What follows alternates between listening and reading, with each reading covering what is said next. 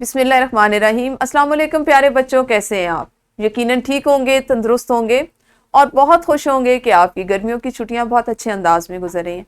پیارے بچوں، ہم اردو جماعت اول کے ریمیڈی پیک پر کام کر رہے ہیں اور آج آپ نے جو صفحہ مکمل کیا ہے وہ کچھ اس طرح سے آپ کو دکھائی دے رہا ہے۔ آپ کا آج کا حاصل تعلم تھا نشست و برخاست، گھر، اسکول، حجرہ، مسجد اور عبادت گاہ، اس کے آداب کا خیال رکھ سکیں۔ اس کیو آر کوڈ میں جو ویڈیو لیکچر دیا گیا ہے، اس میں ان تمام جگہوں میں سے ان جگہوں کے آداب کا خیال رکھنا سکھایا گیا کہ کس جگہ پہ آپ کو کس طرح سے جانا ہے، کیسے بیٹھنا ہے، آواز کیسے کتنی اونچی رکھنی ہے، کس انداز میں بات کرنی ہے۔ یقیناً آپ نے ویڈیو لیکچر دیکھا ہوگا اور اس کو سمجھا ہوگا۔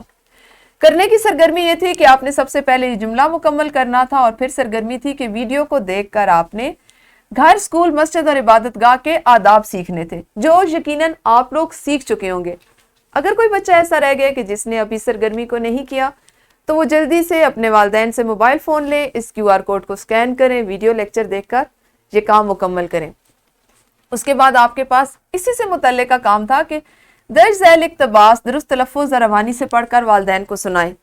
مجھے امید ہے آپ میں سے زیادہ بچوں نے یا شاید سب بچوں نے یہ اقتباس پڑھ کے اپنے والدین کو سنایا ہو۔ والدین نے یہاں پہ ہمارے ساتھ یہ تعاون کرنا ہے کہ جو کام جس انداز میں دیا گیا ہے وہ اپنا تھوڑا سا وقت نکالیں، بچے میں کو وہ سرگرمی کرنے میں اس کی مدد کریں، اس کا ساتھ دیں۔ اس سے آپ کے بچے میں اعتماد پیدا ہوگا، وہ آپ کے قریب آئے گا۔ آپ کے اور اس کے درمیان اگر کوئی جھجک، کوئی دوری ہے تو وہ ختم ہوگی اور بچے میں اتنا اعتماد پیدا ہوگا کہ وہ آنے والے دنوں میں کسی مسئلے، کسی پریشانی کا شکار ہو تو وہ آپ سے بات کر سکے گا۔ اب آپ نے یہاں پہ کیا کرنا ہے؟ بظاہر تو یہ ایک پڑھنے کی سرگرمی تھی جس کو آپ نے کیا ہوگا۔ اگر آپ کے لیے ممکن ہو، والدین کے لیے، تو کوشش کریں کہ بچہ جب کوئی اقتباس پڑھ رہا ہو، کوئی نئی سرگرمی سیکھ کے کر رہا ہو تو اس کی ایک مختصر ویڈیو بنایا کریں۔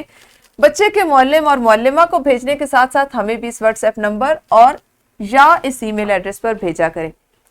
ہم بات کرتے ہیں کہ آپ ان آداب کو کیوں سیکھتے ہیں، آپ کو روزمرہ زندگی میں یہ کس طرح فائدہ دے سکتے ہیں۔ تو پیارے بچوں، آپ کو نشست و برخاست یعنی اٹھنے بیٹھنے کے آداب کے گھر اور میں کس طرح سے آپ اٹھتے بیٹھتے ہیں، آپ کے بیٹھنے کا انداز کیا ہونا چاہیے، چلنے کا انداز کیا ہونا چاہیے، چپل گھسیٹ کے نہیں چلنا ہے۔